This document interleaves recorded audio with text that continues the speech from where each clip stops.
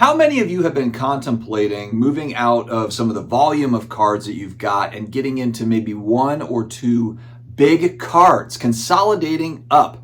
And I know that we've seen this quite a bit here over the last couple of years, but I've also seen it the other way where people are taking bigger cards and they're getting into more volume, downstream. So I'm curious about this. I want to hear from you all. I'm going to talk through just some of my thoughts here today, and I'm going to share some of the moves that I'm thinking about making. Stick around.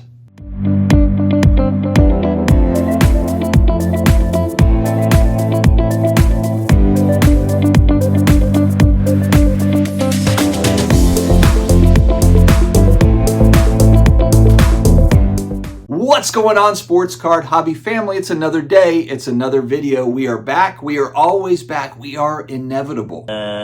Before I dive into the topic of today, we're going to move our Friday shout outs to Thursday because we've got something else planned for tomorrow. So big shout out to Wooten Sports Cards. If you are on Whatnot, you're a Whatnotter, and especially if you are a football card collector, Whatnot Sports Cards, 10,000 followers, 5.0 reviews, sells out every week just about, so make sure to check out Wooten Sports Cards. Do you have a collection to sell, especially a vintage collection? Check out Leighton Sheldon's justcollect.com. I will put a link in the video description, but Leighton's been in the hobby for decades, really knows his stuff, so make sure to contact justcollect.com to get that collection appraised.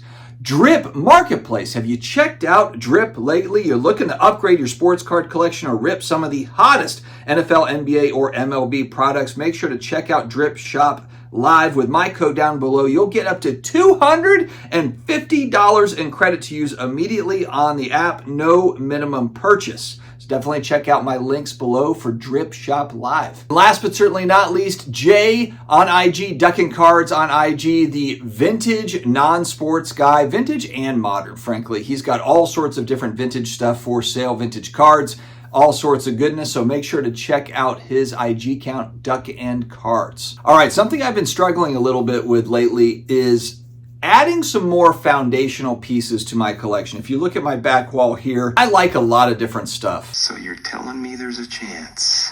I do, and there is always historically been kind of a sweet spot for me. I would say in that $50 to $500 range for collectibles, and honestly, there are so many cool things in that price range. But as I look at my collection, I have like such good volume, and I've really kind of curated it the way that I want it to be.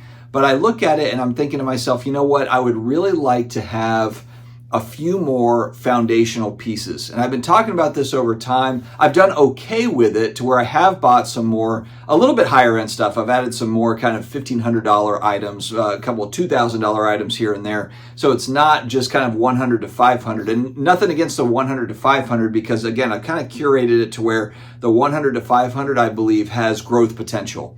So it's not necessarily that you have to spend $2,000 to get something that has growth potential. It's actually the other way in a lot of cases. There's a lot of, especially ultra modern sports cards, where $2,000 today can be $200. We've seen it over and over again with athletes that have either busted or they just come out red hot and then they fizzle, and prices were, just skyrocket up and then have moved down. So it's not as if you have to spend $2,000 to get value. And I guess what I mean by that is, like, I bought a Golden Age comic book that was $1,500, Superman comic book from 1942.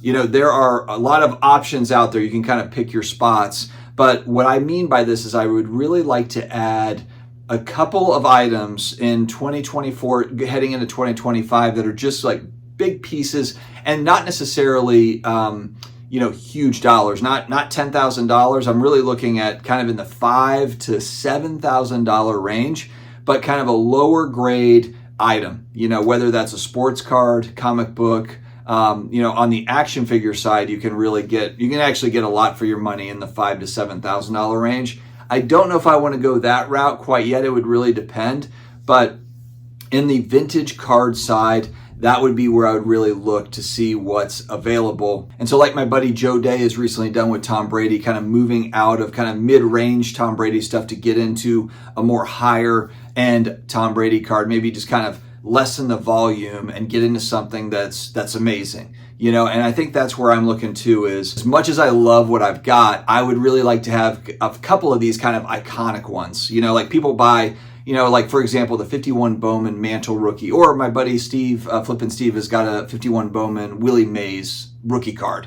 That's an example of one of those just historical, iconic, cool cards. We can have a lot of cool collectibles, but not all of them are truly iconic pieces where, they're known globally almost. The 51 Mantle and the 52 Topps Mantle, these are cards that are mainstream on the street. Many people could say like, oh, that's an important Mantle rookie card at this point. We've seen such a huge push of sports memorabilia and sports cards over the last 5 years. People are becoming more and more aware of what is important in the collectible space. And there's just so many things popping up. We're actually going to talk about this in tomorrow's video of, just the amount of really cool items with provenance, just awesome higher end type items that are coming out into the universe.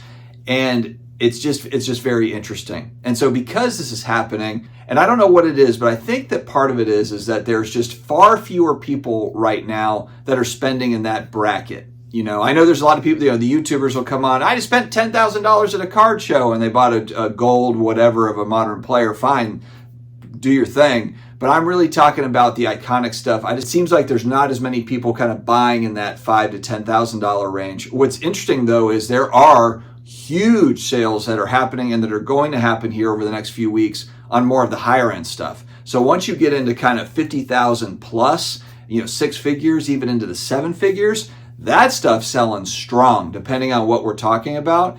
But if we get into that mid high end, upper middle class high end, or whatever you want to call it, kind of in that between like, I don't know, 3 to 10,000, far less buyers it feels like right now. But for me, that feels like a nice sweet spot to be able to get a really, really nice item. Again, I'm not huge Mr. Moneybags here to where I could just buy all this stuff like, oh, every month I'm buying a $5,000 card. That's not me. But I would like to add just kind of a few foundational pieces that, as a family too. When I look back at like my collection, my family's going to like a lot of the Drew Brees Saints stuff and the Tom Brady stuff. That stuff will be fine. The Stranger Things stuff, again, that's family, so cool. But I would also like to be able to say like, oh man, we've got a, Amazing Fantasy 15, the first appearance of Spider-Man. Maybe it's a Willie Mays rookie card or 52 Topps Mays or whatever. Some kind of just a few key pieces for now, and just see if I can be a little bit more disciplined as far as just buying the volume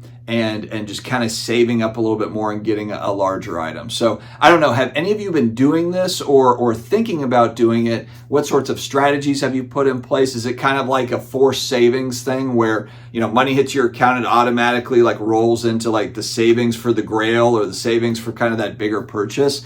I'd like to know strategies as to how you all are doing this, because I think like a lot of people, a lot of collectors / speculators in the space, you see something and there's always something cool to buy online. There really is. There's always some cool piece, especially for me, since I'm collecting a variety of different pop culture collectibles and sports cards, 80s, 90s stuff. There's a lot of cool things out there, a lot of distractions. But like I said, I think I really want to move into 2 or 3, a little bit more higher end for me. Again, $5,000 to $7,000 is not high end for a lot of people, but for me, that's probably where I cap out at where I want to spend at this point on collectibles.